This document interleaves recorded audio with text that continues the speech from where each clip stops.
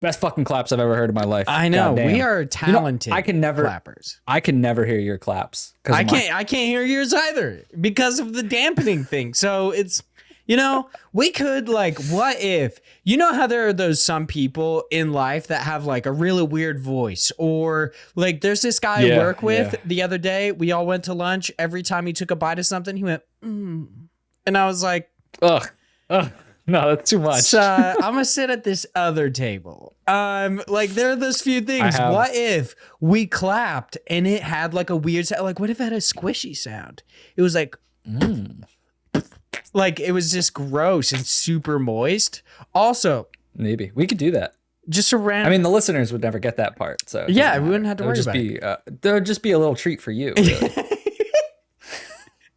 Just a perfect little treat, having a bad day. I'm gonna listen to these moist claps. Moist Claps sounds like a great band name.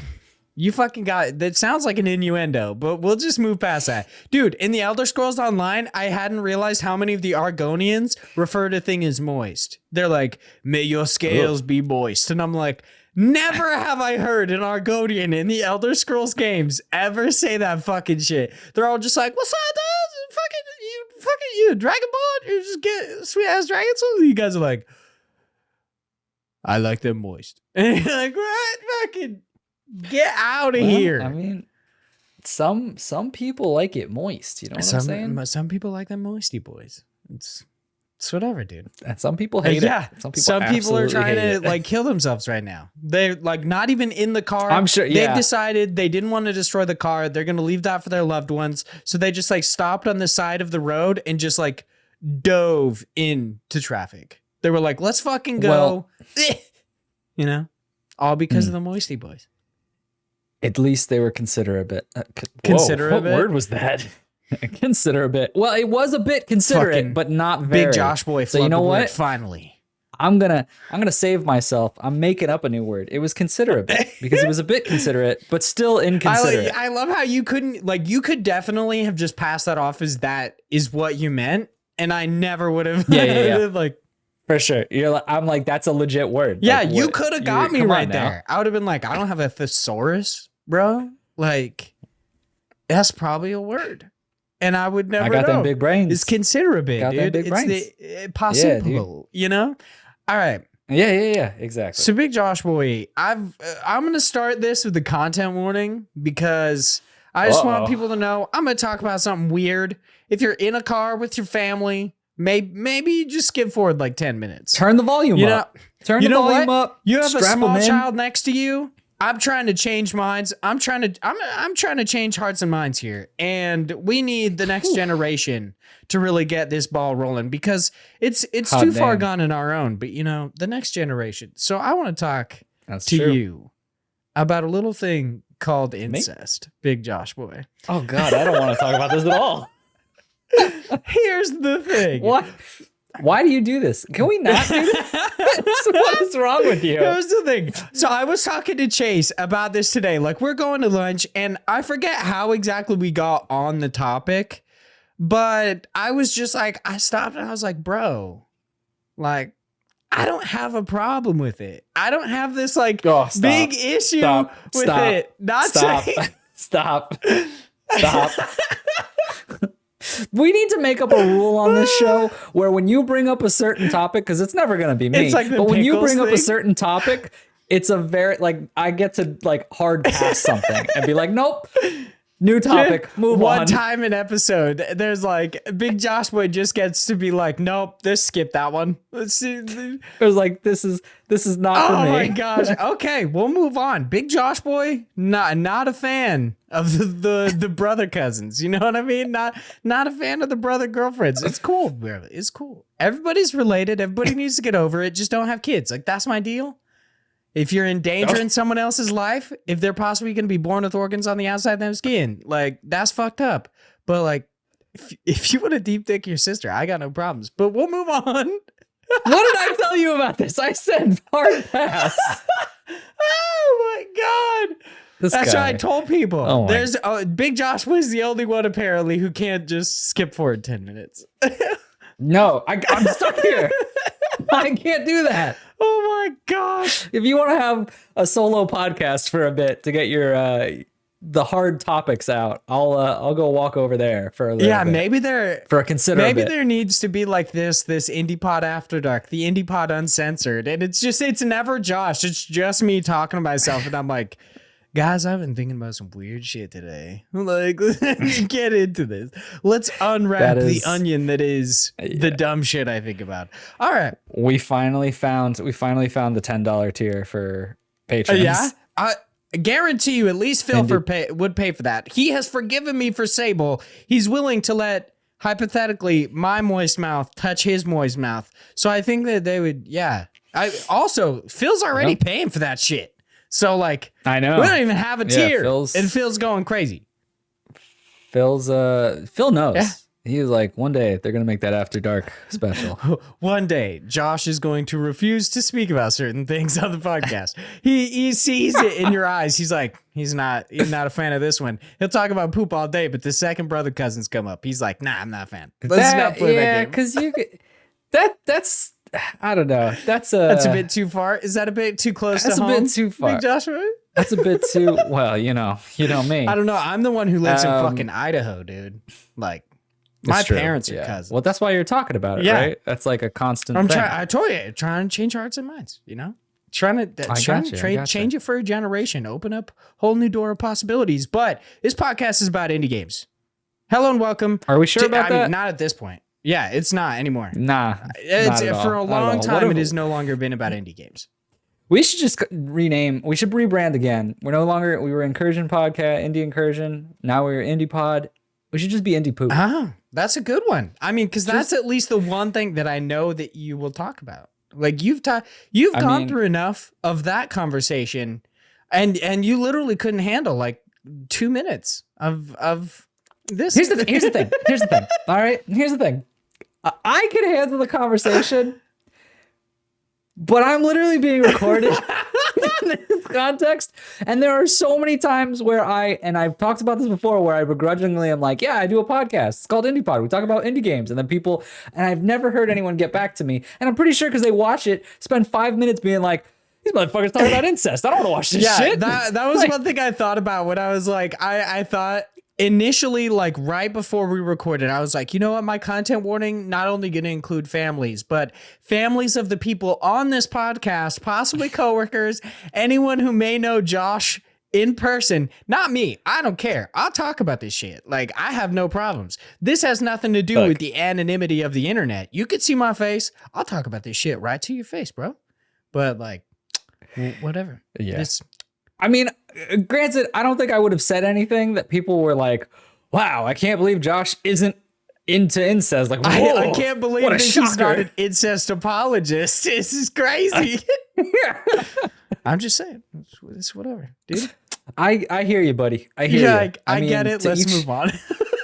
To each their own. How about some video games? Hello and welcome to Indie Pod and Indie Games Podcast, your weekly source for all the indie games news you need to know. This week, we are bringing you 2 awesome indie game news stories before, of course, we hop in to News Cram. We got a whole bunch of new stuff for you guys. So much new stuff. We've got God Bless the Crowd. We're going to hop over to Kickstarter, talk about an action-packed sword-swinging roguelike. It actually seems kind of interesting. I'm a little bit into it.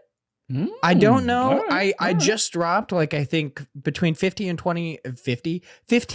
$20 on a Kickstarter like 2 weeks ago, maybe a week ago. So I'm like, I don't know if I want to do this one again. Like maybe this one's a little bit out there, but maybe not. I don't know. And of course, we are going to answer some of our listener questions. But before we get into that, I would like to introduce myself, Vaughn Hyde, alongside my illustrious co-host, the biggest of average Josh Boys. How you doing today, big Josh Boy? Doing a lot better before that first segment. Oh yeah, I bet, dude. You're just like you're finally broken down. After 3 years, you're like, it's too much. Enough is enough. It's too much. You need to have like a yellow card or something where you could just be like, do that flag on the play thing or whatever that like fucking referees do. Just start hucking fucking shit at your screen. Sure, you might break it, but that's a risk I'm willing to take. I see that. I see that. No, I'm doing good though. I'm ready to talk about some games. Really? Because that's what we talk about on this podcast. I'm actually really excited to talk to you about one of the games you've been playing. So let's just hop right into our housekeeping. We've got a new developer interview going up. Of course, each and every Wednesday we have them. This week on November the 24th, Big Josh Boy sat down with Chad and Curtis of BitRot to talk about their upcoming game, Recursive Ruin. That was pretty interesting. Once again, that's Recursive Ruin, the devs of that game, coming on November 24th, August. What am I? Yep.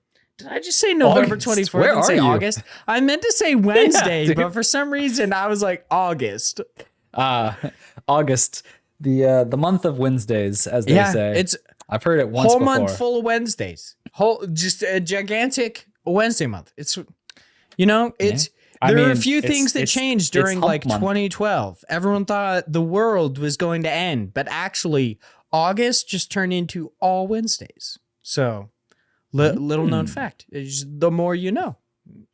You get it. You get it. Please check out the IndiePod store over on Teespring. We have some dope hoodies. We're hearing from people. They getting their hoodies. They enjoying them, of course. Zach, the cute boy. I liked it. It was good. Got that dope ass hoodie. And please head over to YouTube where you can, you could subscribe, you could like, you could see Big Josh Boy's just complete refusal to speak to me. Yeah, she sure can. My disgust of every topic brought up on this show. Your face turned from what I'd say is like, I feel like in the beginning of the episode, there is a little bit of excitement, like, oh, maybe we won't talk about something stupid today. And then just abject horror the second I bring up any topic, especially in that first little bit, the opening. I feel like that's what Big Josh Boy dreads. He's like, no. It is a gamble. You don't know what you're gonna get. It's something. It's a box new. of chocolates. It always keeps me on my toes. Okay. Something like All that. right. Yeah. Except this time, the cream filling was not one I was looking for. Oh my God. All right. So please leave us reviews on any site in which you could do so. Specifically, iTunes helps us out a lot. And last, but absolutely not least, we have to thank all of our $3 tier patrons and higher. Of course, if you give us any amount of money or any amount of your time, we absolutely love you and we appreciate you. You are fantastic. But I made that blood pact. I gotta say the name of $3 tier and higher. It's what we gotta do. So thank you so much to Ethan, a gamer for fun. John, it's just John, bro. Whatever. Just John. It's just, that's his legal name. Just John. Like the Biggest Ravage Josh Boys. He legally had to change it. This is just John. I'm sorry, bro. We'll talk about that. I'm not only am I changing people's hearts and minds about that, just about their names in general. We'll see. Zach Durham, Chase Hopkins, Philip Renshaw, the one better of Australia, Juno, and Sam Fillion from Canada. Thank you all so much. You are also amazing. And Big Josh Boy, you have been playing a slew of indie games this week. Of course, just really holding. You're holding down the fort. Big Josh Boy, always playing indie games. Yeah, dude.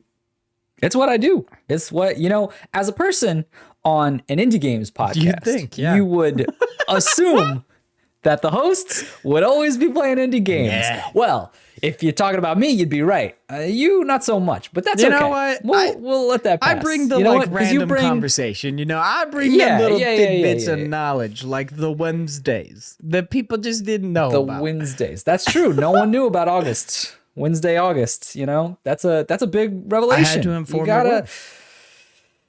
It's my duty I am here as a podcast host. But Big Josh Boy, you're playing more Gunfire Reborn. Now tell me, Gunfire. Is there a turtle in this fucking game? Because I'm about to shit there my is. Pants, bro. Snapping turtle. Ooh, I saw pictures of it the other day. I was like, is that a turtle with goggles and a spear? What is this? Yeah. Big Josh Boy has yet to tell me about this fucking turtle. It's sure. Dude, turtle just came out. It's part of the 1.0 release. This game is officially live. All these times that I've been talking Gunfire, how good it is, how great this game is, you could get it for such a low price, like good value, lots of content. It's still in early access. We're at 1.0 now, baby. This is fully live. Now it is. Now you can shit on it if you want. Now you can't say it's in early access. You can't do that anymore. Yeah. Now it's like if the game sucks, it sucks. Like sorry. Sorry.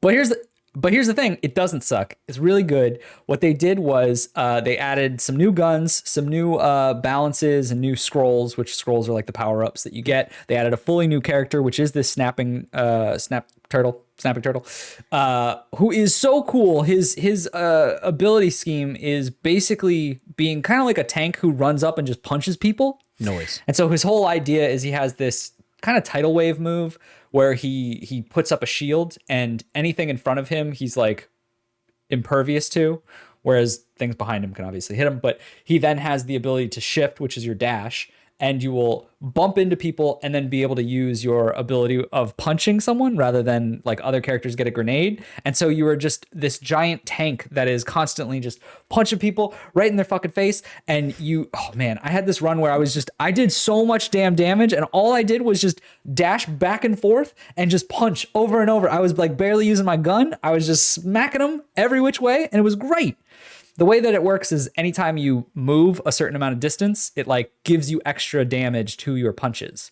So the idea is to constantly be moving around as fast as you can to a point where I literally had no idea what was happening half the time. I was just like, I'm moving everywhere and punching. It's all I could do. But it was great. Okay. Super fun character. They've added a final world into it, so an extra stage after what was the final boss before. And now they have this new crazy impressive boss. There are some changes that they're doing now based on player feedback and some things that people thought that the new end boss was kind of unfair because it was like a DPS check where if you didn't do enough damage to a certain thing at a point where he's like, I'm charging this thing up, you would just die. It would be like an instant kill. That's and it's kind of shitty. Kind of shitty because you could spend a long time in this game getting to that point and then to just be like, well, sucks to suck. I guess I'll just do it all over again. So they're changing some things to it, but I didn't have that problem because I was punching too hard. You know what I'm saying? Dude, Big Josh boy always like beating the shit out of people. When we played, you slapping the shit out of people. Now you punching people? I'm punching people, baby. Big Josh boy is what I do. Boy, you know? I know. It's because I got to get out all my anger that I get from this podcast, from sitting here having to listen to all these dumb topics, and I'm like, I got to punch something. You're going to get that E for everyone tattoo across your knuckles. You're like, these hands fucking, they flying, bro. No, I'm going to get V for Vaughn. You got my fucking name tattooed on your body. I'll kiss you. That's what's going to happen here. You thinking it's an insult, but you getting a, you know? Maybe that's what I want. But look, I've talked a lot about Gunfire. I'm not going to go into any more of it, but there's new character. There is new, I don't know why I started with new character. There is a new character, new guns, new bosses, new enemies, new worlds. Like, it's good stuff in here. You got to check it out. If you like anything about Gunfire before, get back into it. If you've never heard about Gunfire, you're not listening to this podcast. So I don't know why you would listen today, but if you did, then great, go play Gunfire. All right. On to the next one. Let's talk about another game that I've been talking about before, which is Crown Trick. That is by Next Studios. Crown Trick, if you remember, the only reason I'm bringing this up is because I played it on Xbox a few weeks back, and I was like, this game's pretty fun. It's a nice little turn-based roguelike where you've got a number of different spells and weapons, and every time you move, characters on the board move as well. So it's just based on like a roguelike where it's more thinky than just mechanically like, can I be fast enough to kill the enemies? Which has its pros and cons, obviously. But if you're more into that style of gameplay, I definitely recommend this. The only reason I'm bringing this up is because they fixed that thing that just crashed my game, and now I can play again. So if anyone had that issue or experienced that or thought to themselves, I'm not going to pick up Crown Trick because it breaks Xboxes, don't you worry. That shit's gone. I do love that you're like, I'm talking about this game today because you can actually play it. Dude, it's a good, like, look, there would be all these people who are like waiting, dying to play Crown Trick, but they're like, there's Big Josh boy. He told me I can't play There's just this severe barrier to entry that like, I just can't. I can't get past it. And the masses are hundreds of listeners, as you say. That's a lot. Are waiting to play Crown Trick. They're like, God, if only I could play, but Big Josh boy hasn't said anything yet. So I got to be the bearer of good news and let you know it's time to play Crown Trick. Ooh. Lastly, Big Josh Boy, you've also been playing XO1 by Exbleative. I'm assuming that's how that's meant to be said. I have no idea. Yeah, I assume as well. This is the game that I'm actually going to explain and kind of have a little bit more serious talk about of what this game is. Although at the same time, this game's fucking weird. XO1 is a game that just came out. We did get a code for this, but it also came on Game Pass, so I just played it there anyway. Thank you for the code, of course. But if you watch the trailer, you literally just look like a flying frisbee through random planets. And you know what? That's what it is. It is, I would describe it as somewhat of an open world. It's like you go to different worlds and it's very open map. Like you're just on these giant planets. And the whole idea is that you're technically a ball, but the way it works is you have the ability to have a gravitational pull thrusted upon you so that you like roll down a hill. And then as you come up, you'll kind of like, you have like lighter just weight to you. So then you can kind of float, and then you'll press a button that will like flatten you out, and then it'll let you glide. And then you also get a double jump for some reason. But the whole point is you float up into an area because eventually you'll lose the ability to glide at a certain point, and then you start falling. And so the way to get that momentum back is you have to pull gravitational pull back onto you using that button, like fall towards the ground, and then immediately pick yourself back up and glide. And so like kind of ramp yourself up. So you have to use the ability of just like using momentum to get you to places. And you try to go into giant like storm clouds, which will then thrust you up into the air. So you're basically like floating. You're not really flying, but you're like floating fast in ways. And the whole purpose of this game is just to explore these planets and to like throw yourself as fast as you can from one side of the planet to another. There is little to no explanation to anything that is happening in the game, but you are apparently this weird like extraterrestrial spaceship type of shuttle, and there was this crash landing of astronauts in Jupiter, and so you'll be like flying. It's like a horror game in a slight way, where you'll be flying through these clouds, and all of a sudden it'll like flash a picture of the crew members from Jupiter, and you're like, oh, what the fuck is that? Like, why am I getting this? It's very strange. I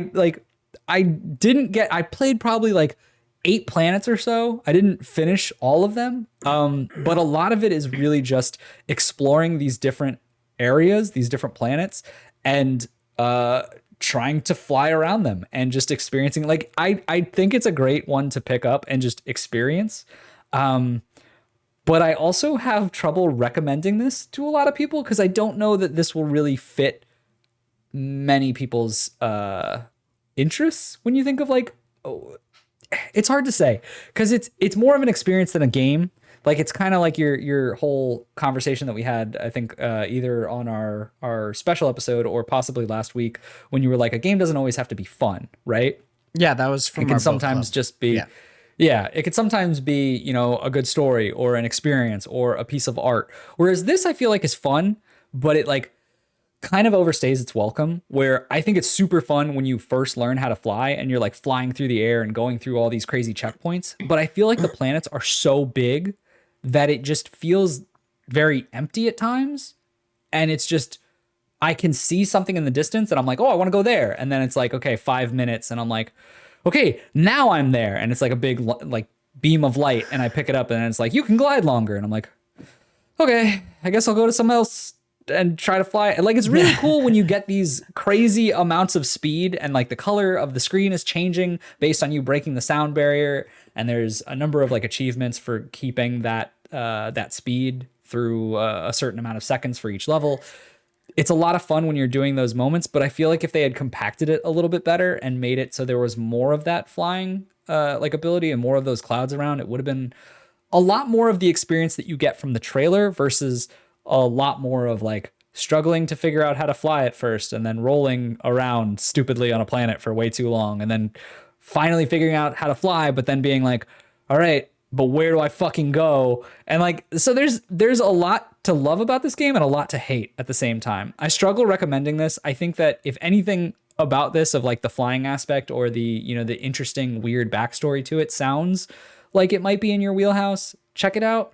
It is a Game Pass game, so there's always the idea of just download it because it's Game Pass. Why not? But if you don't have Game Pass, it is $15.29 right now on Steam, which I think is still reasonable. But if any of that didn't sound like, you know, your kind of thing of like that more open world type thing, but without like a ton to do, might not be for you. You know what this reminds me of is like, let me take you back, okay, Big Josh boy. I'm chilling there.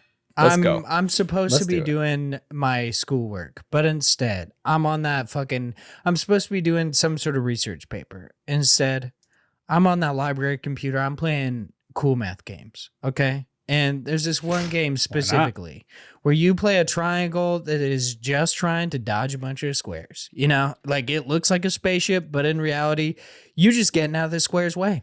And there's literally no goal in sight. You just keep going forever. Like you just get further. That's what this shit reminds me of, where it's just like trying to do it for as long as humanly possible and seeing how far you can get and how fast you can go. It looks legitimately dope. Like I imagine, like you said, it'll probably get old eventually. But currently, while watching you just plummet to the earth, go through these, I guess it's not even the earth, it's this weird alien planet. No, it's, but it's planets like around Jupiter or something like that. Yeah, you like plummet down and then go in this weird crescent shape, and then fucking Tony Hawk up into the sky. Like it's awesome and weird. I dig it. This game looks cool. Yeah.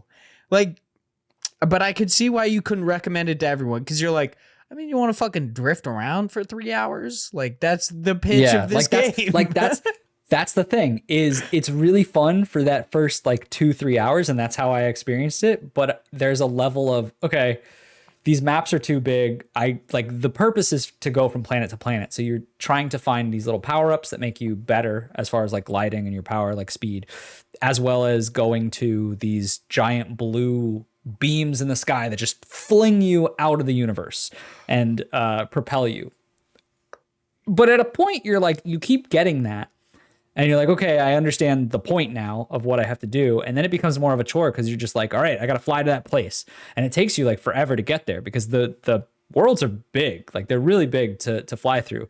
There are some areas that were really cool. Like they would have just changes in like the way the game was played, where there was one planet that you got flung on and you were kind of like stuck on an asteroid, and you had to use, you know, the physics of that gravitational pull from that planet to fling you away and like closer to a sun of that planet. And like that was very different, just because you were in space, so you were constantly in this floating state.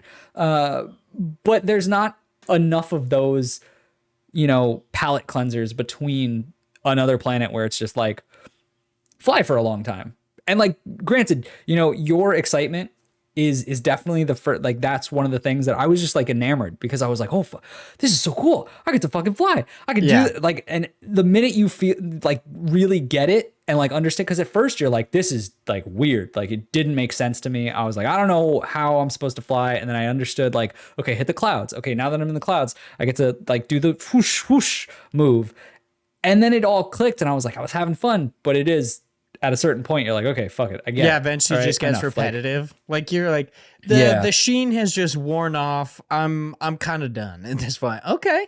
All right. I'll have to check it out. The game looks legitimately cool, and it's on Game Pass. So that's pretty sweet. There you go. Of course. There you go. Me, as Big Josh Boy said, he's just carrying the fucking team. I have not really been playing any indie games this week. I downloaded Crosscode. I'm going to get into that for such a good game. Yeah, I'm going to get into that for that East Kai guy, my East Kai channel. Of course, after I make my solo leveling video, I've been binging that fucking manhwa. Stope, what's up? You know what blows my mind is that you haven't played this game before. Oh, I have. Because I've talked to you about this game. You have? I don't remember that. I played it a little bit. I have not beaten it, and I haven't like really gotten into the nitty gritty. I tried it. The story is so I good. started to get into it, I believe, because of our like indie game of the year, and so many people were talking about it that I purchased it. But because of like the time crunch, I just wasn't able to play like a shitload of it. Instead, I was like, it's a long I have to fucking play like 8 games, dude. This is insane.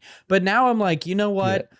If I can make content out of it, I feel like I will finally play this fucking game. Of course, IndiePod is one way to do it, but also I plan on making it that Isekai Guy video about it. So I think it'll be fun. Just Isekai games in general, I think they're really interesting. But Crosscode, I'm into, because like, hey, bro, you want to play an MMO but not actually play it? That's literally what I do. It's perfect for you.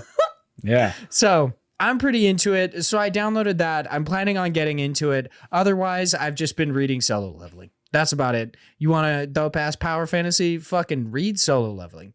Admittedly, I do believe the light novel is better, and you can get that in an audiobook on Audible, which I did. It was great.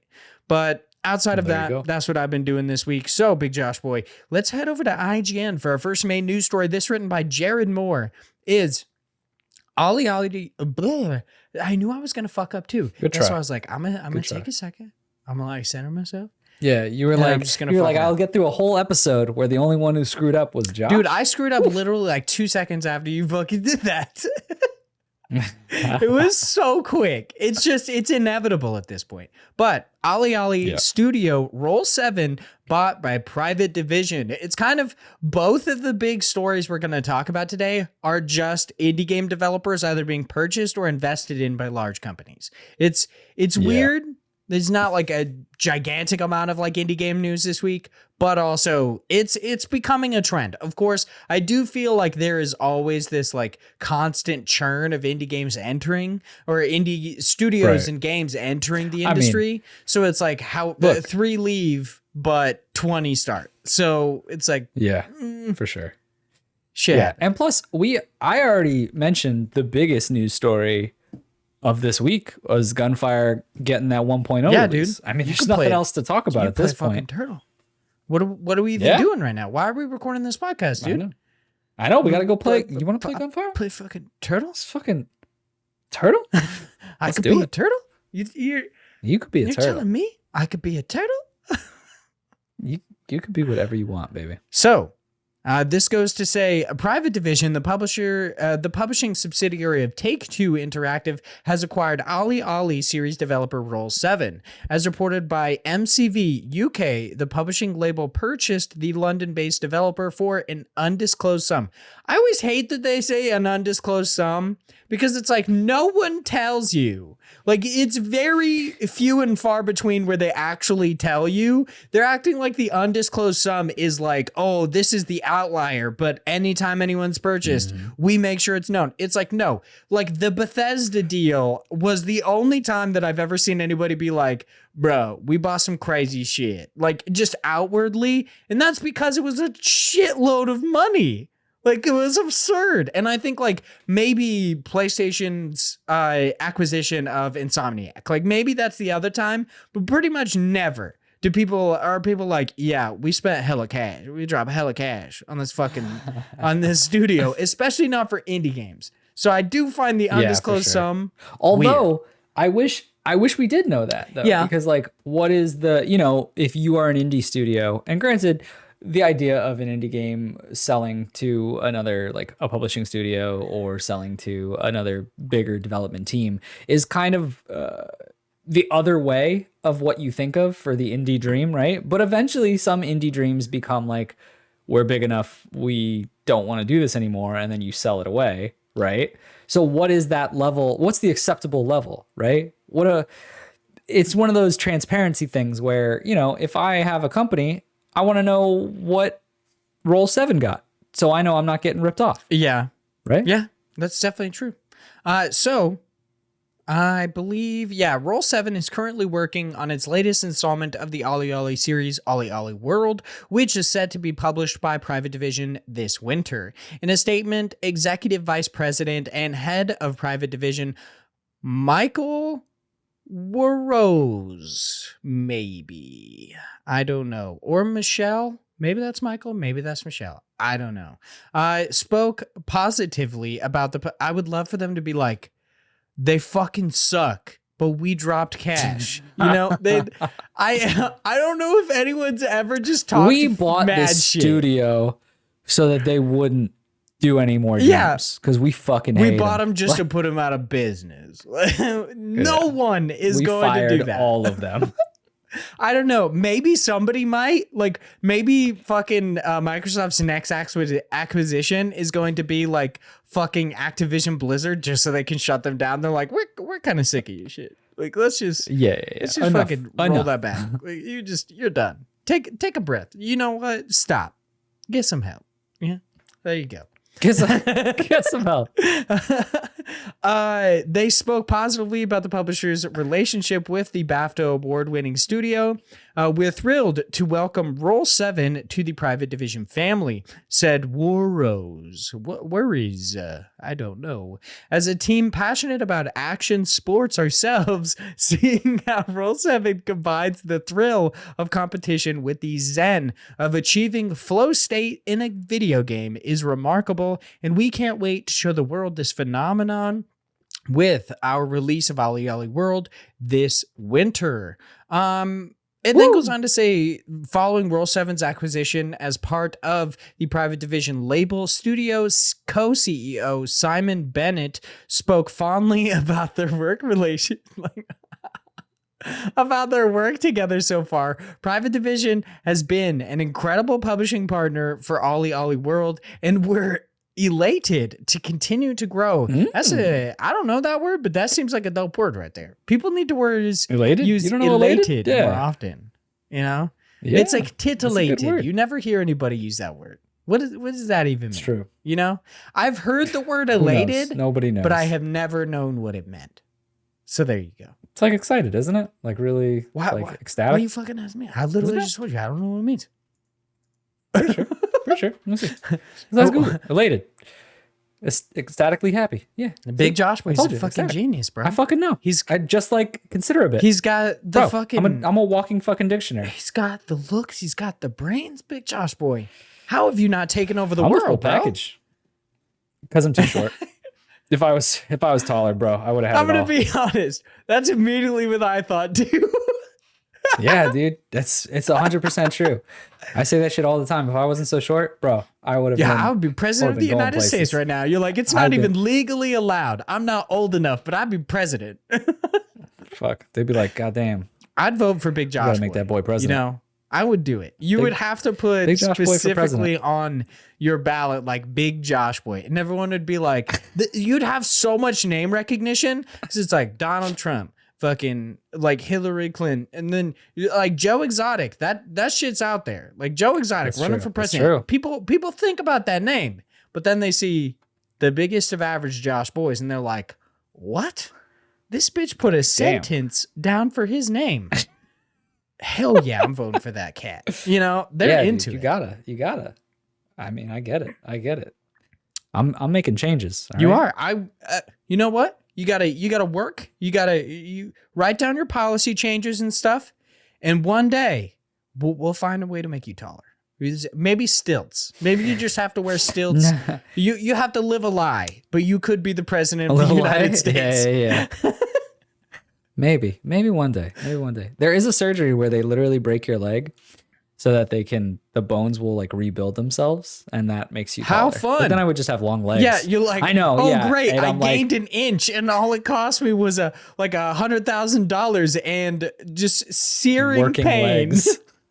Yeah, it was a ridiculous. I was like, that's how. Why is that even a thing? Yeah. I don't understand who goes through that. Why even go to a doctor, bro? You could literally like just from what I understand from crime movies, all you got to do borrow money from the mob.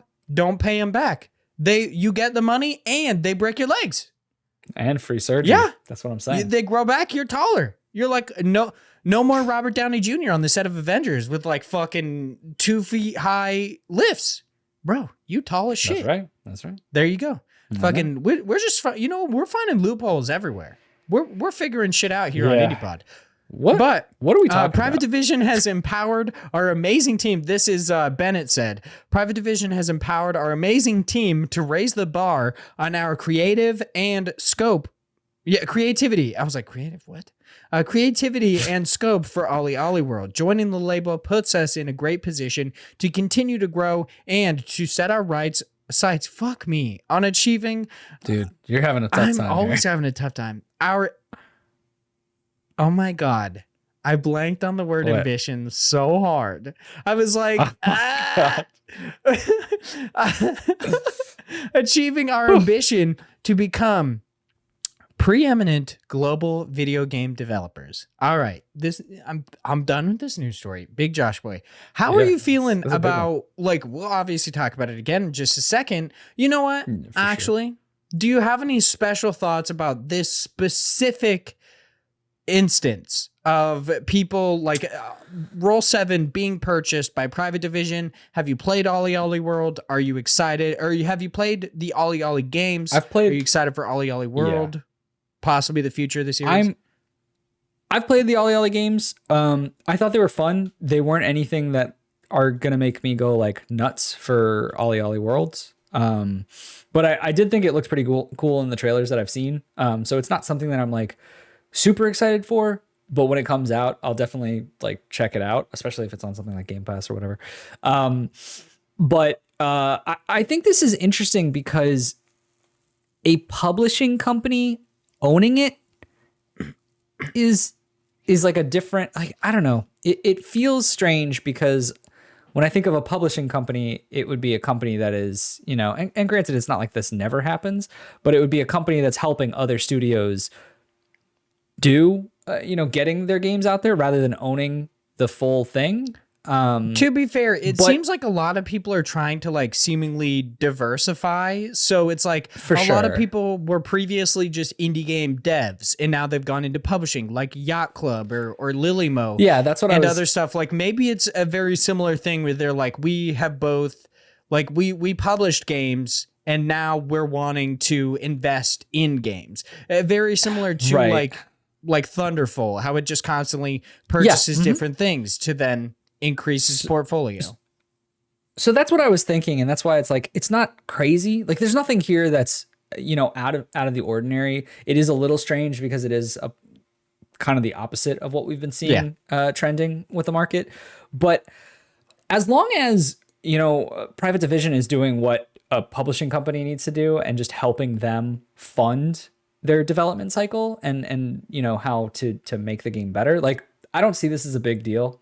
I think that it is, for lack of a better term, kind of an issue in the fact that you have that indie game dream of being perfectly on your own and being able to make all of your own decisions. And granted, there's probably going to be a little bit of that that's stifled here, but the problem is, or not the problem, but the main thing here is that if they're not doing that and they're just kind of like getting out of their way, which it seems like in this, that's what it makes it article seem like they're doing. Although you never know what's happening closed doors. But like as long as it's what this article is making it seem to be, I don't really see a problem with it. Private Division is pretty good. They've had a couple of games that they've published that have been worthwhile. They helped with Hades, they helped with Outer Worlds. So there's some good games behind their belts. I don't know the level of involvement they really had though, because if you want to get really fully into it, I don't know a lot about what a publishing company does, like as far as the not so obvious things. What's super weird? I was listening to the No Clip podcast the other day, and Danny O'Dwyer was talking about how everyone is like, how they'll ask about what like developers and such do you want us to do docs on. He's like, people keep asking about Devolver Digital. What are we gonna do on Devolver Digital? It's like, you could talk about what a publisher fucking does, because like I don't think anyone knows. It's just like constantly whenever we talk about these, like Devolver Digital specifically, they are a great curator of games, but I've constantly said that it annoys me that people think of games as Devolver games and not as the developer. And it's like, how much exactly, like how much involvement did Devolver have? So it's like, I want to know about that side. What the fuck did they do? And because the problem is that every publisher is going to be a little different. Yeah. Like the amount of coordination or the amount of responsibilities that they put on their plate is going to be different for each contract, for each company, just because they might need something different. We don't know how involved Private Division is going to be, whether it was, before when they were just the publishing studio, or now that it's actually their own studio and they're developing that game. Like, what really happens to Roll7 after? I don't think anything from Olli Olli World is going to be known, because they're obviously not going to make a big change, because then you would have an article that is quite like, Private Division fucks shit up. Like, a little bit different on the title, but it would be something to that nature of changing what their game was, because now they own it, right? Yeah. So I think we're not going to hear anything from this until whatever Roll7 does next, whatever is after Olli Olli World. Like, is Private Division going to be like, that was great, you guys did some cool skateboarding games, it's time to do something different? Because then, you might look at it and be like, did they want to do something different? Or did Private Division tell them no more skateboard games? Yeah, that's definitely true. So just to really get into this conversation about purchases, acquisitions, and such, let's move on to our next news story over on Twinfinite. This one's written by Ed McGlone, I believe. I'm not 100% sure. If I said your name wrong, I'm truly sorry. I'm just an idiot. This is Tencent acquires minority stake in ukulele developer Playtonic. Today, the developers of both ukulele games, Playtonic, announced that they have sold a minority stake of shares to the Chinese tech giant Tencent. Playtonic will retain full control over its IP and will use the investment to expand its teams, which includes its development and publishing businesses, Playtonic Friends, and to also improve its HQ and move additional new locations, is what it says, and then ends that with a comma. So that one's not my problem. That's legit what it says. Moving on. In an interview with GamesIndustry.biz, Playtonic managing director Gavin Price expanded on the decision to team up with Tencent. Price was quite blunt and open in the interview, with GamesIndustry.biz, telling them that Tencent is offering money, resources, and expertise to Playtonic when they need it. Price also boiled it down and added, but ultimately this is about more games from us. We want to do more games more often. And I feel like this is really where it comes down to. It's like, unless you have this crazy indie hit that sells so many copies, or unless you're kind of like a solo developer who has is willing to possibly live below their means for an extended period of time, I feel like it just seems like a lot of indie game developers are hitting this wall where they're like, we have teams, we have people that are banking on us succeeding, but at this point, like, not saying that they can't, but that they're just looking for that financial stability.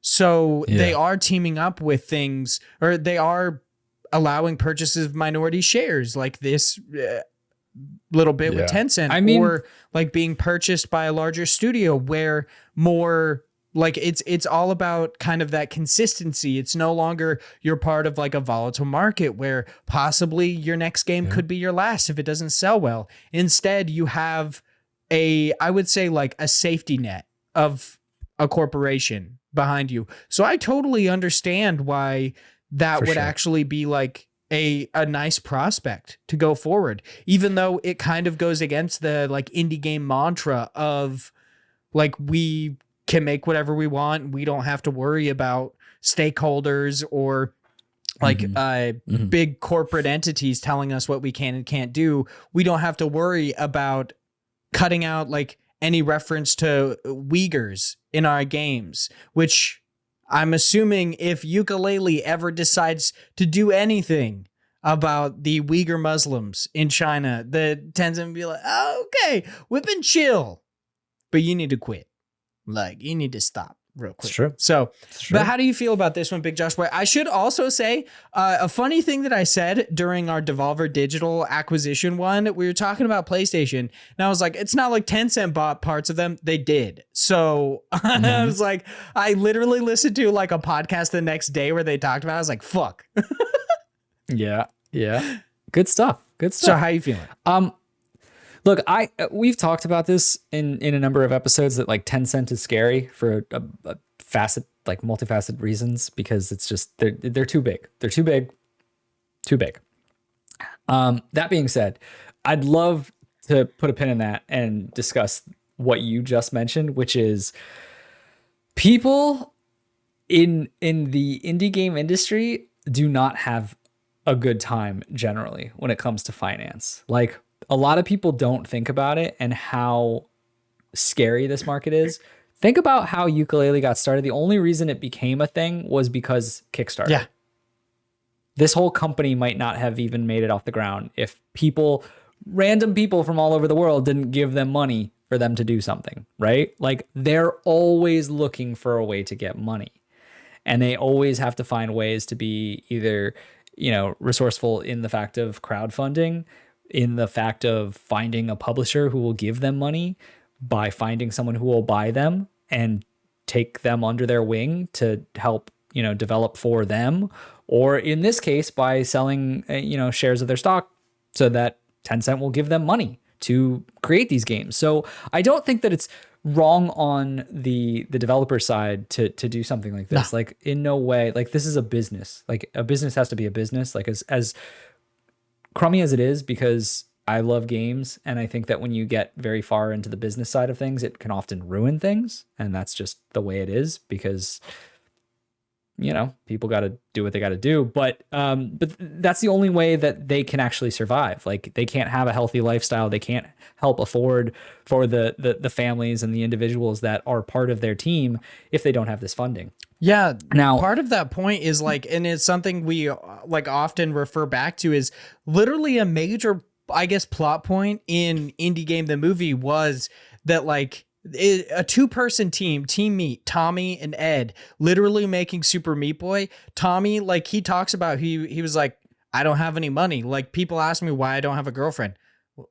I can't go on dates because I have no money. He's like, I have to eat like this incredibly low cost meal because that's all I can afford. And they even had like some small amount of financial backing from Microsoft. So it's obviously difficult. Like, that's to your point.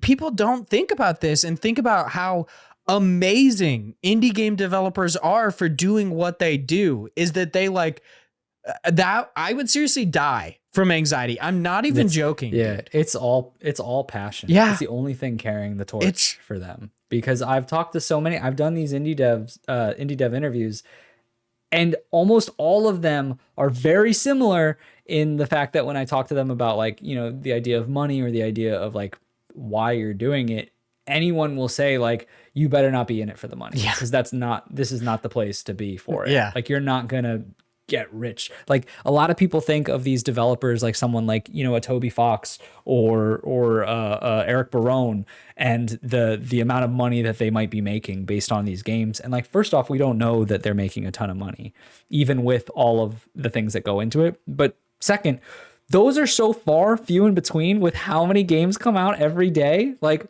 there's so many people that go into this and literally put their life's work into something, and then no one buys it. Yeah.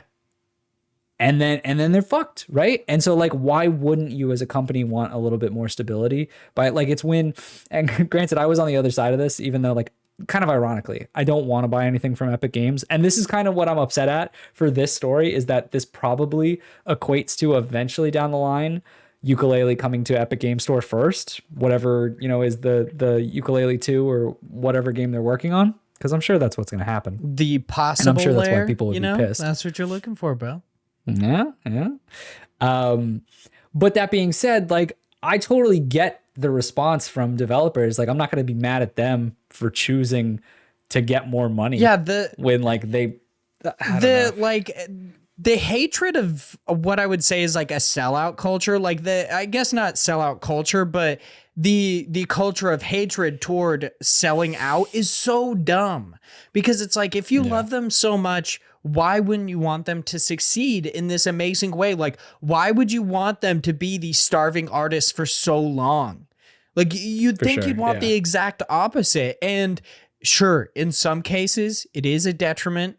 Like, some cases, it can be fucked up, but it can also be fantastic.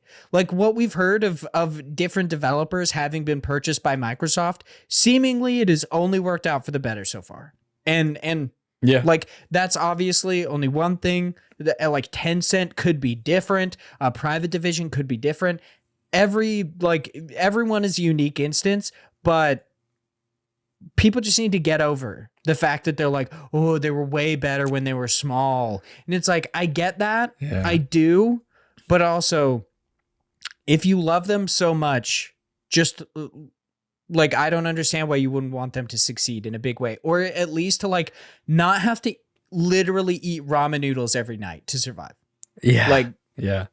But the only thing I can say from this takeaway is I don't like that it's Tencent, because I know how big they are, and I'd like, dude, I just don't like the monopoly effect that's happening with Tencent from a gaming perspective, like in the market. But good for Playtonic for wanting to expand and finding a way to do it. Yeah, and I like, Tencent is spooky, and I made jokes about like Uyghur Muslims, but I really mean that. They actually have, like, there has been censorship due to Tencent's involvement, or like people being scared to like release their games in China specifically, or not being able to because of mentions like this. So it's just, Tencent is a different beast. Thank you to Jacob McCourt for bringing that up before literally anyone else I heard say it. Like, even really big personalities. He was the first person I heard who's like, we should be scared about this. Like, it's this weird moment of consolidation that we should be freaked out about. But we've talked about this enough, so I think it is time for us to hop into News Cram. Oh, big Josh boy. He's coming back with that Cram. Last week, he threw me off. I was like, am I ever going to hear the beautiful voice say Cram again? No.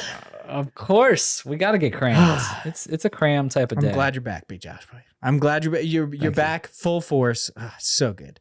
News Cram is our weekly wrap-up segment where we, the hosts of Indie Pod and Indie Games Podcast, cram you full of all sorts of indie games news. This week in News Cram, we don't have any new quick news stories or new deals or quick steals, but of course, we've got a whole bunch of new stuff to talk about. Our first 6 items of new stuff come away from Nintendo Life, where it supported that action-adventure game Mundaun, I believe is how you'd say that. It's Mundaun. So like Mundaun, kind of like mundane, but not like the dawn, you know? You get it?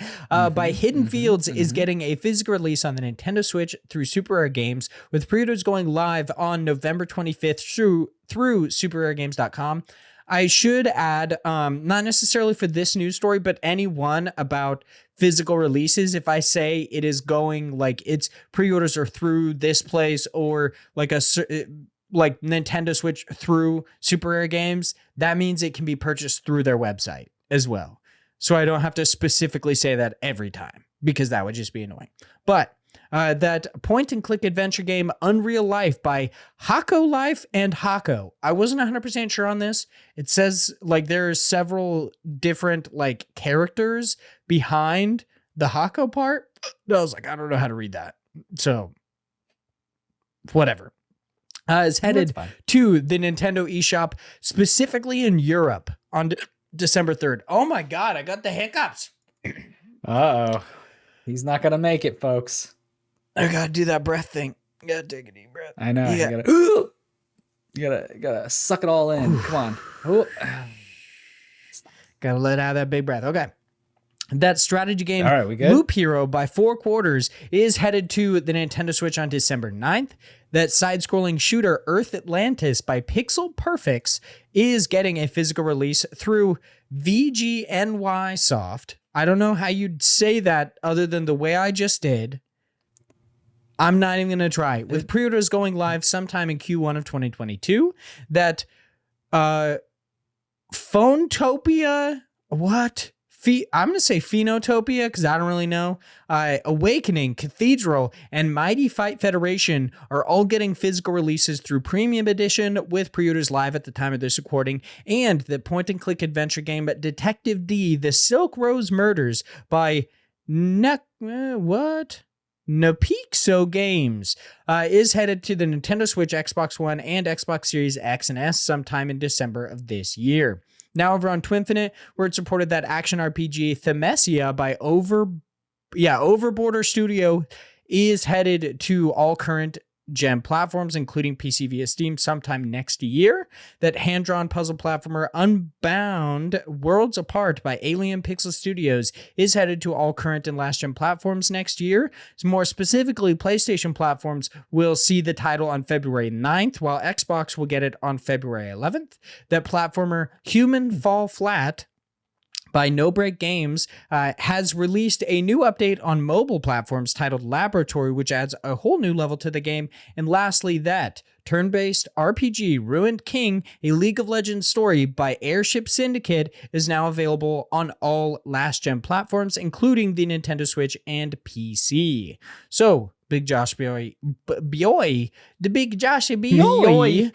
The Big Josh Bjorn. That's exactly what I thought too. Oh, we're just the best team, aren't we, Big Josh Boy? So we've been blessed with so many amazing indie game news stories that it's time for us to hop in to our next segment. This is God Bless the Crowd. Of course, Big Josh Boy hops into all sorts of different crowdfunding sites, finds something awesome for us to talk about, and we do just so. This week we are headed over to Kickstarter to talk about a game called Swordcery. No, I did not say that incorrectly. It is literally Swordcery, like a mash between the word sword and sorcery. So enjoy it. I did it, Mom. Are you proud of me yet? An action-packed sword-swinging roguelike. Nope, he's not. The first part of this podcast easily outweighs any successes later down the road. or very excited. Oh, there you go. Collect hundreds of spellbound blades to defeat an otherworldly evil in this roguelike ARPG. The developers are Temple Door Games. They are trying to, their goal is $50,000. At the time of this recording, they have $27,774 with 537 backers and 24 days left to go. So, Big Josh Boy, how you feeling about Swordcery? Oh, also, to get in on the ground floor, it's $20 to get a digital copy of the game. Big Josh Boy, take it away. There you go. Okay, Swordcery. This looks very similar to a couple games that have come out recently, but I think this one is really cool because it is the art style to it very cutesy, very like artsy in a way where it's like cell shaded, but like kind of not at the same time. It reminds me of has this. If you ever like played, yeah, that's a good way to put it.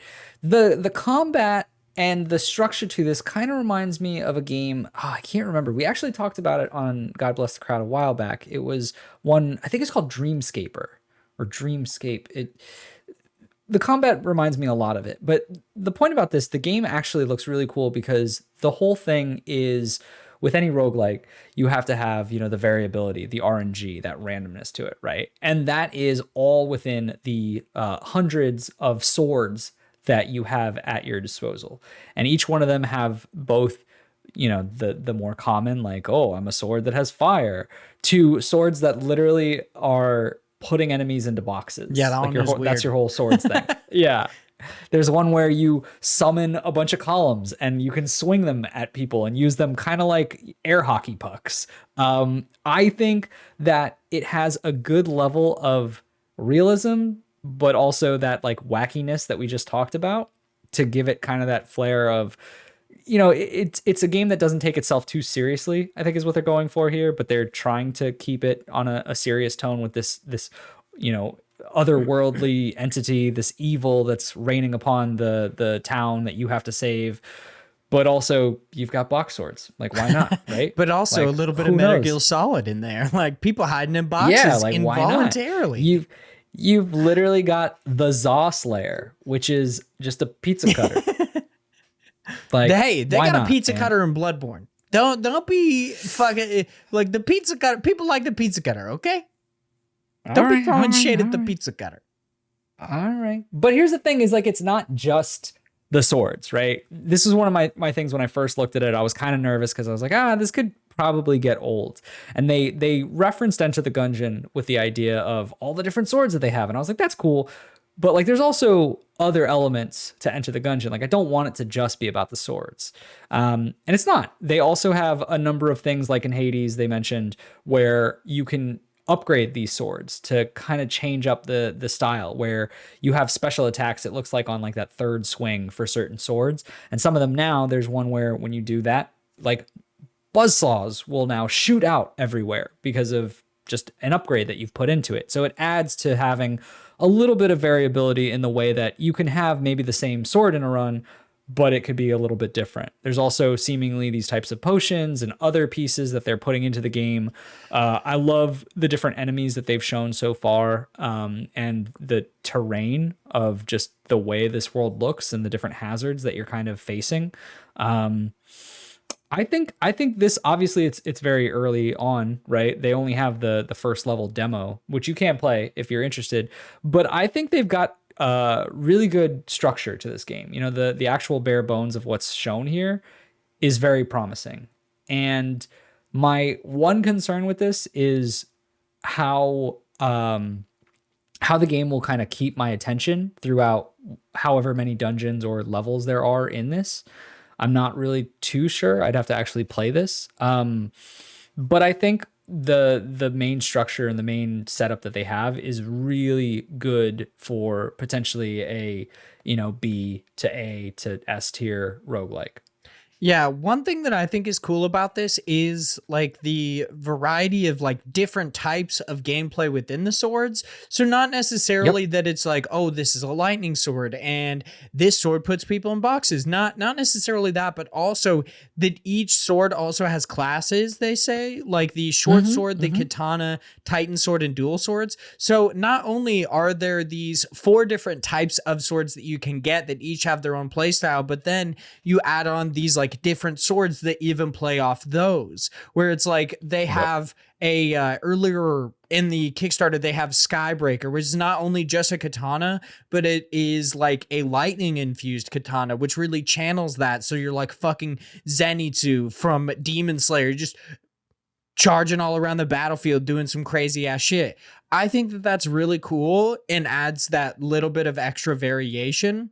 One thing that I think is hilarious that I have not, I feel like maybe it just hasn't happened a lot recently, something I used to talk about quite a bit, and God bless the crowd, is this thing where a lot of developers will speak about their game by talking about other games. So it's kind of like how every card game before literally said Slay the Spire 25 times in their trailer.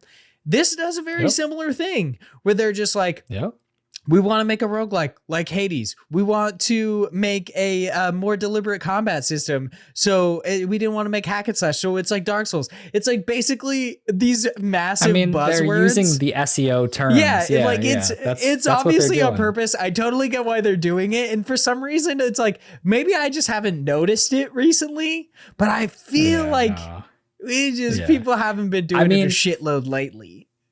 I'm sure it really stems from the fact of who these two guys are, because they were both people who worked in the AAA studio like team working on like God of War and things like that. So I'm sure they have this mindset that's been barreled into them that they probably think that, an IGN or a GameSpot or whoever is going to write that up, and they're going to hear those terms and be like, upcoming potential Souls-like, roguelike type, like Enter the Gungeon, blah, blah, or just fucking all the keywords that you need, and then put in their name and be like, this is the new article, because it's going to get traffic. Oh, yeah. Like, that's what they do. It definitely will. Like, they seem to understand how to succeed. Like, they get it. And they're like, we'll use these buzzwords and it's going to get people. But that was just like a weird aside where I was like, I don't think I've heard people doing this a lot recently. The game itself looks really cool. I like a lot of the different particle effects. I think it looks like really interesting. Like the magic we've seen used, these different abilities, like with different flames, water, lightning. I think it looks cool. Like you said, the variations of swords where it's like not only cool, but goofy with the box sword, basically. I think the game looks really interesting. $20, I don't think is a crazy ask for this. No, I don't think so either. I'm into this. The only reason that I might not back it is because I literally just backed another game like 2 weeks ago. Its Kickstarter just ended, like I think earlier this week. And they charged me like $20. So I was like, oh. Gotta jump on the next one, man. You know? Yeah, one a month. It's time to go Kickstarter crazy. I've backed one a month. Like 6 different games on Kickstarters. Not a single one has come out yet. So I've backed a number of Kickstarter games, and I'm gonna be honest, as much as I love Kickstarter, I think a lot of the ones that I've gotten have been flops. Yeah. In my mind. Because I had stuff like the Rainbow Billy, which totally got changed, and I was like, this game is not good. And then there was Ukulele, and that was not good. Did you give Rainbow Billy a chance? Because didn't it come out recently, like within the past couple months? And I did not like it. Oh, okay. Did not talk about it. I was not a fan. I thought it was pretty boring. You got to appreciate Big Josh that's Boy. Just me. When he doesn't like a game, he tries to just like keep it quiet, and I'm like, I'm gonna shit on this bitch. Look, because here's the thing, like, I get that sometimes you should talk negatively about games in the context of like constructive criticism and say this is why you don't like something so that people will have a better opinion, or not an opinion, but like a better understanding, knowledgeable. Yeah, like a better knowledge on should I buy this or should I not. But also, sometimes I just play a game and I'm like, this is not fucking for me. And if I try to explain that, it's going to just come off as like, game sucks. It's going to come off. I don't want to do that. I don't like the pickaxe animations this game. See, it's just some games are for people and some games are not. Yeah, I get it, dude. I definitely get it. That being said, I think this is a game for a lot of people. I think a lot of people can enjoy this one. I'm actually really thinking about it. I just saw, because I was thinking about this and I was scrolling through, because there's a part where they say they have these checkpoints. And I was like, is that meaning like a hub world after you die and you go back to and start again? But there is an amount of accessibility in this where if you fail, you seemingly can come back to these spawn stones, these checkpoints, but you have to give up, like sacrifice one of the swords that you have, which I think is a cool like trade-off of being like, all right, I died, but I still want to continue this run, but I have to give up potentially a good sword that I liked. Like, I think that's a good way to say, like, you know, a lot of people, one of their big things about roguelikes and why they're so turned off by it is because they're just really burned by the idea of losing all of that amount of progression. And this is a good way of saying like, hey, you're still gonna get hit really hard because you're losing something that you liked, but the game's not over. Yeah, which I think is great. That is a good point. Yeah, definitely. So, Big Josh Boy, I've pretty much talked about what I wanted to with Swordcery. So, is there any last little bits that you would like to get off before we hop in to our listener questions? I think it's question time. Oh, okay. All right. So, Mr. Philip Renshaw, the Wombat Imp of Australia, writes in with 87 questions. I feel like this is to get back at me for not posting the question tweet at the right time, but Phil is just I got hella inquiries, bro. Look, here's the thing. If we didn't have Phil, we'd have a lot less questions. So I mean, it's a good point. Also, Phil kind of backed up. Didn't get any questions last week. Feels like I got a load of questions just, you know. That's true. Weighing my ball sack down. I got to pop them out. So he's got to, why we got to go there? Phil writes in and asks, how many chickens would it take to kill a lion? Interesting. Lion, like female lion or male lion? Oh, I guess like a lion and then it's like a lioness, but I don't know necessarily. I would assume you're talking about a male lion.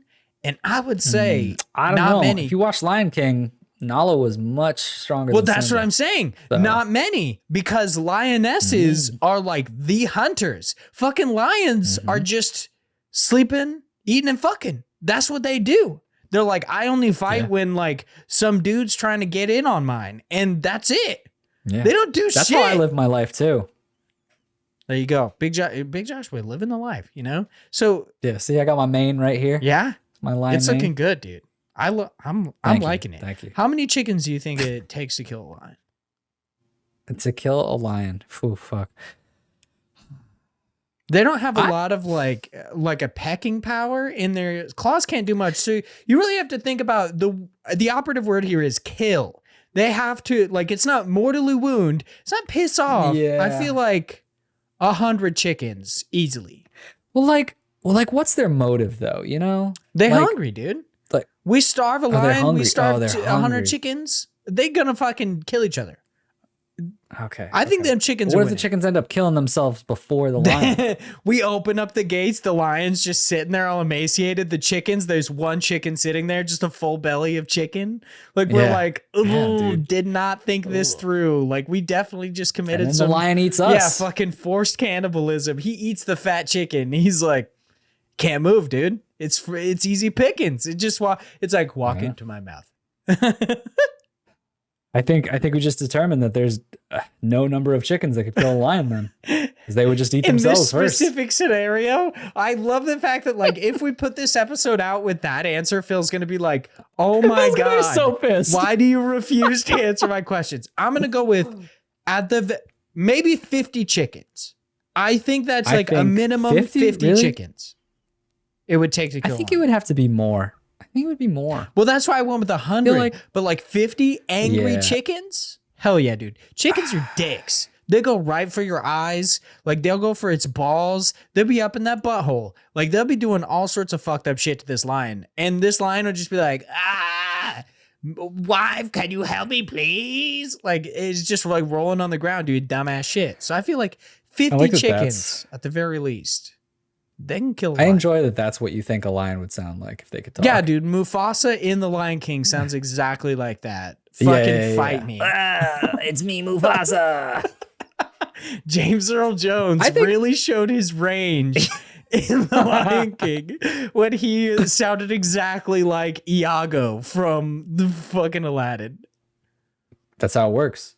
I think it'd be 70. 70 minimum? Because it would have to be like a whole flock that can like cover him so that he cannot move. So he's just like, you seen a chicken?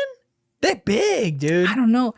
I mean, yeah, but like they'd have to like really swarm him like everywhere. It's like the rats in A Plague Tale. You're like, I need to be able to stand on a platform of chickens. Yeah. That's exactly what I'm thinking of. Okay. All right. You say 75, I say 50. Bare minimum, that's how many chickens it takes to kill a lion. Maybe that differs. Like, if it's a lioness, bro, ain't no amount of chickens I think could kill a lioness. They fuck shit up.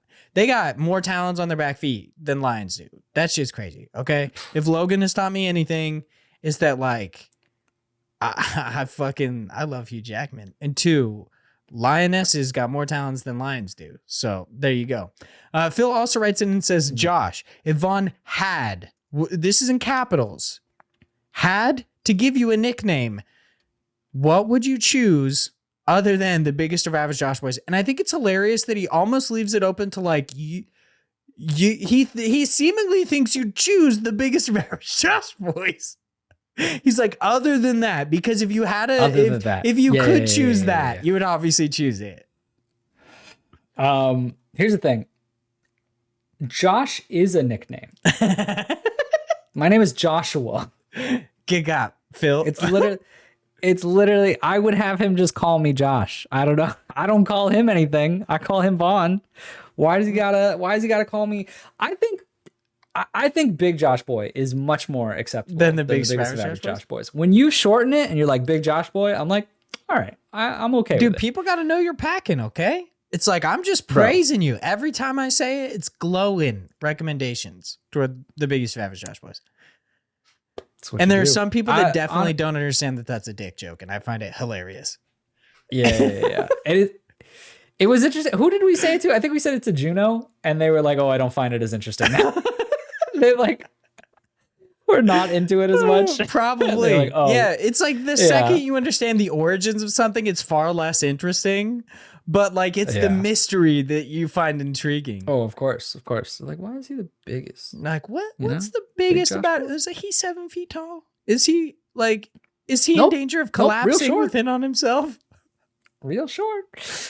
I don't know, man. I don't do nicknames. I never have. I've just had people call me Josh. A lot of people call me Joshy, but I don't want that from you. Come on, Joshy. Come on, Joshy. Yeah, my family calls me Vaughny. Like my mom and dad do. My brother never does. That seems like a stretch. I don't know. It's like I've never really had a nickname. Like fucking Chase calls me a myriad of different names. Like he'll call me Juan. He'll call me like Juan Carlo. Like he really goes for Juan. Just anything that roughly sounds like Vaughn. He'll say Van. Like it's VON. Like there's a lot of shit he calls me. Yeah. I honestly, it's probably like 1 out of 25 times I hear my name come out of his mouth that's actually my name. Actually your name? Yeah. The only thing I have is Josh, the Jorsh, or Joshy. Really?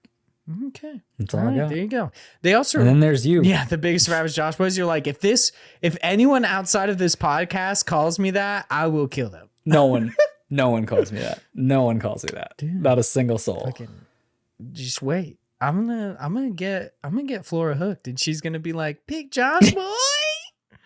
Bro, I would immediate softy. Yeah, you just gave me a direction. I'm done. I'm out. I'll be like, okay, well, that's enough. You're like, this marriage is over. Goodbye.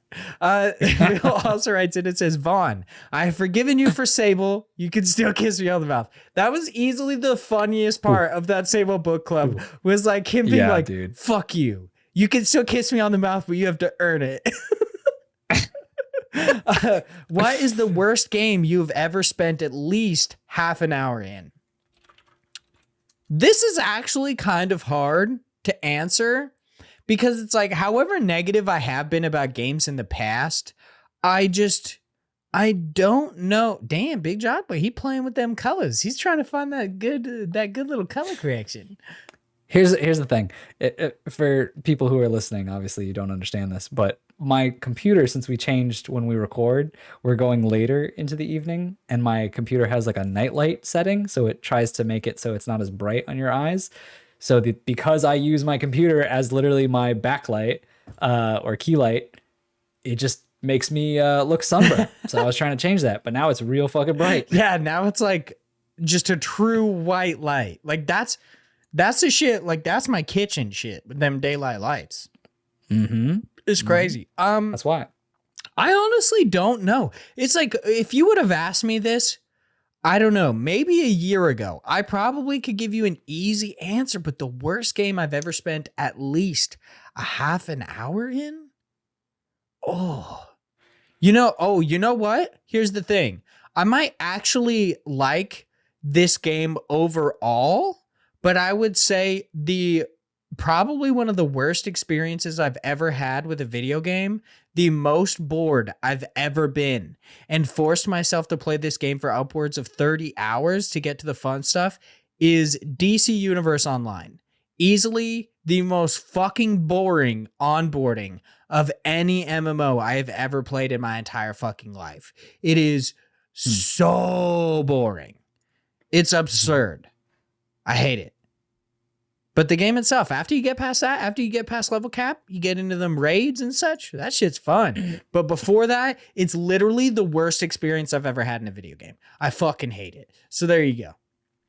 At least a half an hour, upwards of 30. They also read in and say, what do your partners think of the show? Do they listen to it? Do they shake their heads at the questions asked of you sometimes? Do you share this 100%. With your wife? Yeah, really? Yeah, I do. My wife does not really watch the show. I've shown her parts of it.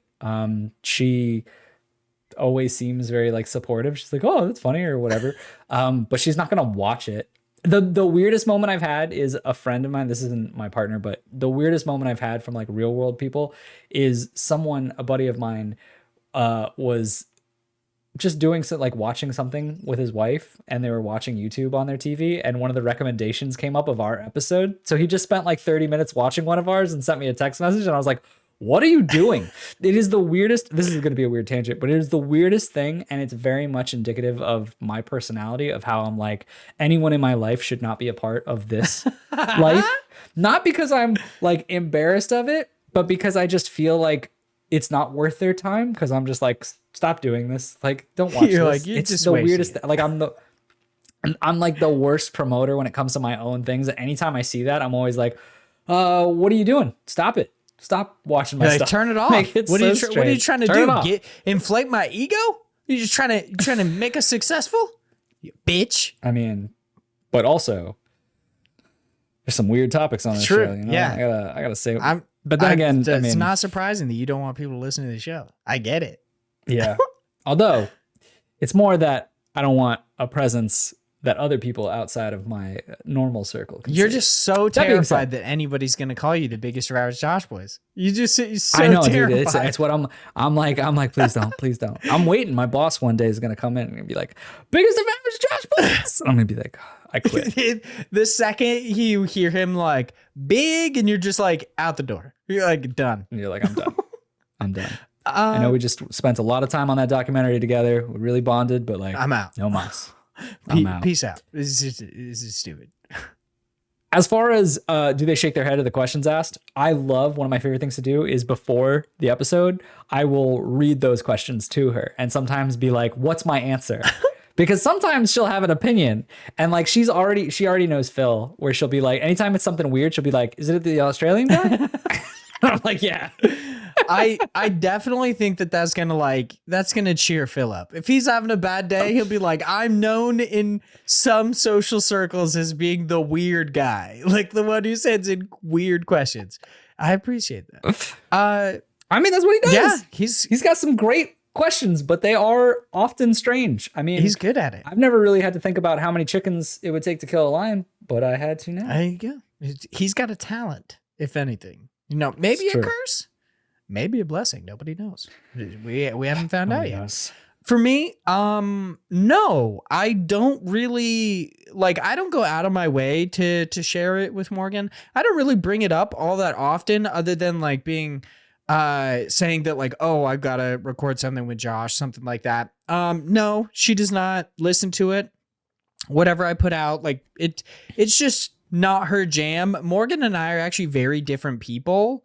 We don't have similar hobbies for the most part. Like we are very much like an opposites attract kind of a couple. Like she doesn't play games. Are you ever worried about that? No, not even a little bit. Yeah. I don't mind, because we are both willing to actually like participate in. Gotcha. Yeah. Just not your norm though. Yeah. Yeah. Like yeah. I'll talk about like her favorite vloggers, like random vlog or something like that. And she'll listen to me talk about indie games, or the fact that I just made a video about a fucking spider anime. Like it's never really been something I was worried about, honestly. That's good. Especially because there's so much I love about her outside of that. I'm like, if she played games, that would be cool. But if anything, that actually might be annoying. Like maybe it's your own, she'd be it's your better own at time, than I am. right? Yeah. Oh, I don't doubt it. I don't doubt it. I bet Morgan would fucking wipe the floor. If she could figure out how to use a DualShock, dude, she'd fucking obliterate me in any game. Yeah. That's why you gotta keep them down. You gotta make sure they're never better than you. Oh my God. So Dennis writes in and says, is there anything in life that you're unreasonably superstitious about? Big Josh boy, this is like, I'm not even joking. I had to look up like the definition of superstitious, mostly because it's like, I don't really have like an explanation or any sort of like real touchstone to this, because that's how far I am from this.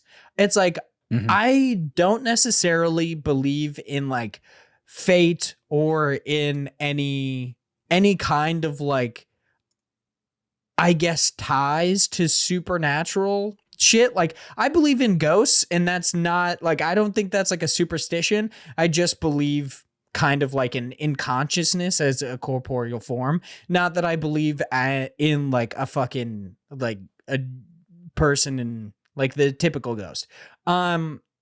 Superstition, no. Yeah, I'm not worried about black cats. I'm not worried about ladders. I don't do the salt over the shoulder. Every time it happens in a show, I'm like, what the fuck is that all about? I don't do the knock on wood. If I ever do it, it's more for a joke than it is for anything. Yeah. Like, I always do the knock on wood and then I hit my crotch. That's a good one. That's a good one. You got a good one there, V. Josh. Wait, so are you superstitious really in any way? No, not really. I wonder if Dennis meant like in the more superstition from a supernatural way, or the more what I think people would sometimes think about this with superstition, which is more like just something you have to do, kind of like an OCD type tick of like, I've got to do this because blah blah, because I just feel like I have to, right? Because when I saw this, I thought of the normal, like I had to look it up because I wanted to see some of the common ones of, the black cat, the under the ladder thing, of just things that you don't do because something might happen, right? Oh, I've got hell of those. So many. Yeah, and so that's what I was thinking about at first. But as far as like a supernatural type of superstitious way, like the basic definition, no, there's nothing like I really care enough about to do. The only thing that I specifically do from like more of that OCD type style of like, I just have to do it, would definitely be locking the door, like clicking the little bleep bleep on your several car times if you have one. Yeah. I constantly do it. It has to be at least twice. And then sometimes if it's been too long and I did something else, I have to press it again. And my wife will get mad at me and I'll be like, I got to do it. Yeah, you got to make sure, dude. Yeah. You gotta lock that door. I mean, if we're going for that shit, bro, you best believe I've got a lot of like literally every time before I get in my car, check all the tires. Make sure none of them are flat. I'm terrified of flat tires. Yeah. It's so terrified of flat tires. Every time I actually get in my car, look in the back seat, no matter what. Like, could be the coldest day, could be the hottest day, literally doesn't matter. I could have a fat turd in my back seat. I will look in that back seat. Like, I'll subject myself to anything. I'm that terrified of somebody like garroting me from the back seat. Standing next to things that I can't see underneath. No, it used to be like I used to have an issue with counters, so I would stand further away, but like I can't stand right next to my bed. It freaks me out. Ever since the Supernatural episode where the ghoul gets her from under the bed and drags her into a fucking like event and kills her, I don't fuck around with not seeing under shit. I don't play that game. Okay. Like, it's got to be I got to be able to clearly see what is underneath every object. Just what happens. I gotcha. I don't know. Yeah. I mean, I've got a whole bunch of stuff. It would definitely just depend on the situation. Like, for sure. Yeah, definitely car stuff though. Got a lot of car stuff. So there you go. I guess if that's what you meant by unreasonably superstitious, bro, you best believe I'm checking that back seat. So they also write in and say, Vaughn, what would be your sales pitch for Moonlighter if you had to direct it at someone with a mild Hades addiction, aka me? Here's the thing. So you wrote this in, and my immediate thought was that this is not a great way to go into Moonlighter. So if you really, really love Hades and you're wanting something similar to it, I would not take that mindset and be like, oh, Moonlighter, probably going to be the game for me, because they're so different in so many ways. Hey, I love Moonlighter, but I would say that like, however much I enjoy it, I think if you break it down, you've got like story, you've got gameplay, you've got repeatability. Hades wins in every way. I think Hades is comparatively a better game than Moonlighter. Moonlighter doesn't really have this really coherent story, doesn't have these like really complex characters like Hades does with these gods. It doesn't have like the, I guess, malleability of these dungeons. Like when it comes to your combat and gameplay systems, you only have a couple of different items or a couple of different weapons, and they all work roughly the same way. You hit stuff like, sure, faster or slower from a distance from up close, but for the most part, whether you choose the standard attack or the like enchanted line of items, it's the same. Versus Hades has the different power-ups, the different weapons. You could do like 20 runs and none of them be alike, with the exception of having to beat those same bosses. That would be the, like, repeated bosses would be the only thing that I would say is similar to Moonlighter. The one thing I do think that Moonlighter has that kind of leg up is I do really like the shop system. I think that is really fun. Carrying all of those items and actually having to manage your limited inventory space to then like prioritize the things that are going to make you the most money, and also how you're going to make these new pieces of gear. I think that's really fun. It's a nice little bit of management sim. It's cute. It's fun. I love the art style for Moonlighter. I love me them slimes. But if you are wanting something that's like Hades and you're going to go into Moonlighter, you're not going to be impressed. I don't think, like, in that mindset, I don't think you'll enjoy it. I would play something else. Like if you're wanting something like a lot. Yeah, that's what I was going to say. Children of Morta, way better. I don't think its combat system is as complex as Hades is. No. Especially because Hades has all those like different combos that you can do, but it has that, I would say, like a more cohesive storyline. Moonlighter has like, you can basically catch up with this random ass hermit that's running through the dungeons, and you can try to find out what's happening in the dungeons and what's up with this creepy like slime ghost that kills you if you stay too long. Like, it is interesting and intriguing, but it is nowhere near Hades' level of storytelling. I haven't finished Children of Morta yet. From what I've played, I really, really enjoyed it. I don't know if It is tough. Yeah, it is tough. I don't know if I'd put like its gameplay and storytelling on par with Hades, but it's way, way closer than Moonlighter. Like leagues above Moonlighter's, even though I love it. Not saying that Moonlighter is a bad game, just saying it's just a different type. If you're looking for something like Hades, don't go into Moonlighter like that. So you're looking for a sales pitch, I'm giving you a disclaimer. Like it's they're two very different games. So like maybe even try a palate cleanser. Play something like Dandy Ace, play something like Children of Morta, and then if you want, like after you have those experiences that have kind of like, I guess, dumbed down your expectations, which sounds bad, but it at least like kind of taking you out of that mindset of something being like Hades, then check out Moonlighter. I think it's a lot of fun. I think it's a really like rewarding experience, but it is nowhere near on Hades level, in my opinion. Big Joshua, how are you feeling about this? Do you think that like the two could be compared? That it's a good idea to go from one to the other? I mean, I think they can obviously be compared because there's elements that match up, but like, I do agree that going from Hades to Moonlighter, and this has nothing to say about Moonlighter being a bad game, but they are very different in a lot of aspects as well. And if you're looking for the same type of like combat and the same type of you fail but then get another piece of story, and there's constantly that element, like that's why I recommend Children of Morta, because I think it has the closest thing. It did that element before Hades did, of even if you fail a run, you still feel like there is progression outside. Moonlighter is not like that at all. Not at all, right? And like it depends on what you're looking for, because if you're just looking for a good type of roguelike game, like Moonlighter is still a good game. Oh yeah, but the combat is very different. The story is very different. The level of accessibility is very different. But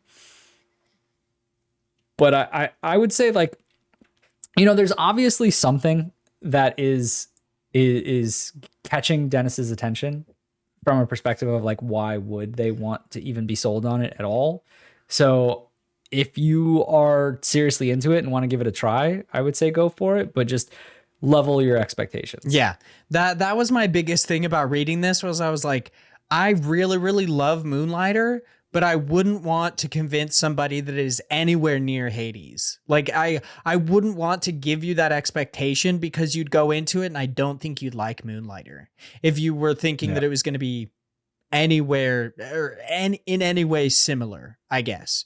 But it is still a really, really fun game. That's why I was like Big Joshua said, either kind of manage those expectations while going into it, or play those palate cleansers. Like, I really love Children of Morta. I think it's a lot of fun. Like, I probably played through half the game. I still want to get back to it because I very much enjoyed it.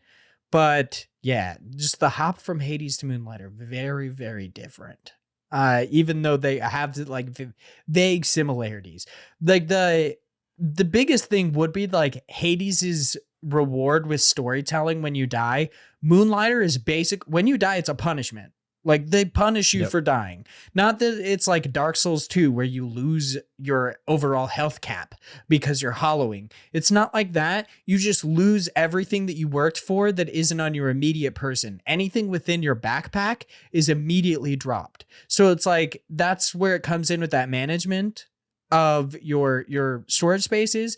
If you have certain things that like you need this item to create your next sword tier or to create your next weapon or to enchant your gear, you have to make sure you put those really, really worthwhile items on that top bar. Anything below that, you die, you're effed. Granted, you can actually teleport out in the middle of a boss fight. Like, as long as you have the money, there's always a safety net of just teleporting out. It just takes a second. So if you're like literally about to die, you're probably going to die by the time it works. So I think it's really fun. It's a great game. I just wouldn't want you to go into it expecting anything like Hades because I don't think you'd like the experience. And I don't want to do that to you. I don't want to do that to Moonlighter because I love that shit. Okay. So that is the end of this episode. Thanks everyone so much for listening. If you'd like to chat with us outside of IndiePod, be sure, or at least the podcast specifically, be sure to hit us up at IndiePod over on Twitter. You can follow me, Vaughn, at Hyde Legion. You can follow Josh at _Josh90. And of course, we got to go through our housekeeping one more time before we hop off here. Please check out our developer interview going live on November 24th. That is a Wednesday. You know, like how to give you a little touchstone as to what Wednesday is. Think about August, how it's all just the one day, you know, that is like now, or, you know, in a couple days from now, that's when our developer interviews go live. So I feel like I just had to explain that to you. So way too much. Way too much. This is with Chad and Chris of BitRot. They're talking about their game Recursive Ruin. After you're done checking that out, you're already on that browser. Why not hop over to Teespring, pick up a hoodie, pick up a t-shirt, a sticker, whatever. Check out our YouTube channel. It's just IndiePod over on YouTube. You can watch these episodes. Leave us reviews on any site in which you can do so. Specifically, iTunes helps us out a lot. Easiest way to do that, through the iTunes app itself. I did it just on my Windows computer. It's way easier to do that, not through Apple Music or anything. I don't even know how that works. And lastly, thank you so much to all of our amazing patrons at the $3 tier or higher. Once again, if you give us any amount of money or any amount of your time, we absolutely appreciate you and you are fantastic. But we got to thank these few people. So thank you so much to Ethan, a gamer for fun. John is Sis John. Will C, Zach Durham, Chase Hopkins, Philip Wrench, other one better, both of Australia, Juno, and Sam Fillion from Canada. Thank you all so much. You are all so amazing. And we will talk to you all next week. Goodbye. Bye.